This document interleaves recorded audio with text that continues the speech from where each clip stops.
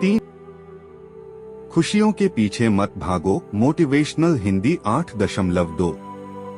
जब भी हम परेशान होते हैं तो हमारे मन में कभी ना कभी ये सवाल जरूर आता है कि खुद को कैसे खुश रखूं और अपने दुखों से पीछा कैसे छुड़ाऊं। दुखों से पीछा छुड़ाना शायद हर किसी के लिए इजी ना हो, लेकिन खुद को खुश रखना हर किसी के लिए आसान होता है।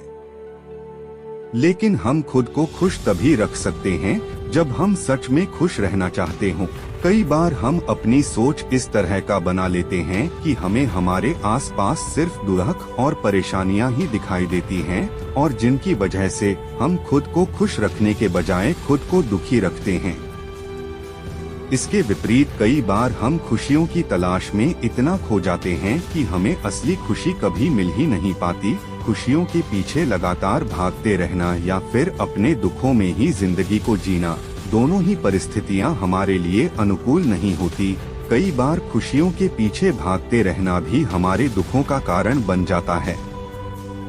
आज हम आपके लिए एक बहुत ही अच्छी प्रेरणादायक हिंदी स्टोरी ऑन हैप्पीनेस लेकर आए हैं, जो आपको जिंदगी में खुश रहना और खुशियों का सही मतलब सिखाएगी। हम अपनी सारी जिंदगी खुशियों के पीछे भागने में ही बिता देते हैं और अंत में हमें एहसास होता है कि जिन खुशियों के पीछे हम भागते रहे वो तो हमारे आसपास ही थी। किसी ने क्या खूब कहा है, उदासियों की वजह तो बहुत हैं जिंदगी में, लेकिन बेवजह खुश रहने का मजा ही कुछ और है।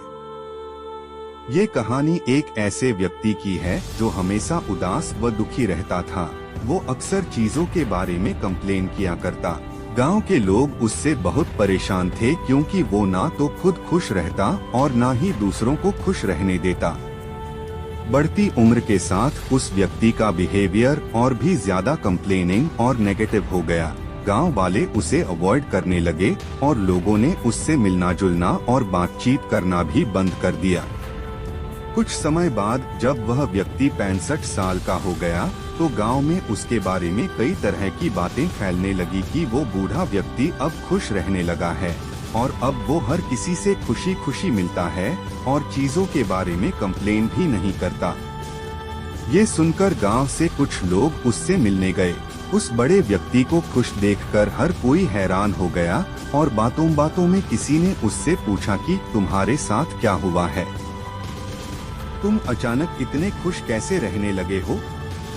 वो व्यक्ति मुस्कुराया और बोला, मैं सारी जिंदगी खुशियों के पीछे भागता रहा, अपनी खुशियाँ दूसरों में ढूंढता रहा, लेकिन अब मैंने डिसाइड किया है कि अब मैं खुशियों के पीछे नहीं भागूंगा और उन चीजों के साथ ही खुश रहूंगा जो मेरे आसपास हैं और अपनी बची हुई लाइफ को एंजॉय करूंगा। इसलिए आज मैं खुश हूँ। प्रेरणा जो हमें इस मोटिवेशनल कहानी से मिलती है। ये छोटी सी प्रेरणादायक कहानी हमें ये बात सिखाती है कि अगर लाइफ को एंजॉय करना है तो खुशियों के पीछे मत भागो। आपके पास जो भी है, जितना भी है, वो लाइफ को एंजॉय करने के लिए काफी है। हम अक्सर ये सोचते हैं जब हमारे पास बड़ा घर, बड़ी गाड़ी और बहुत सारा पैसा होगा तो ही हम लाइफ में खुश रहेंगे।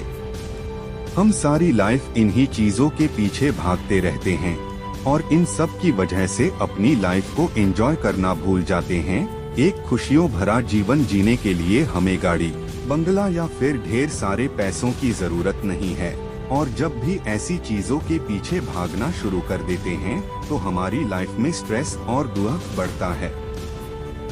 इन चीजों के ना मिलने पर हम खुद को दुखी कर लेते हैं। इसलिए आपके पास जो है वो बहुत है और आप जो पाना चाहते हैं उसे खुश मन से पाने की कोशिश कीजिए। लाइफ को एंजॉय करिए और खुशियों के पीछे मत भागिए। खुद खुश रहिए और दूसरों को भी खुश रखिए। अगर ये छोटी सी मोटिवेशन हिंदी 8.2 आपको पसंद आई हो तो हमारे ब्लॉग को फॉलो जरूर करें।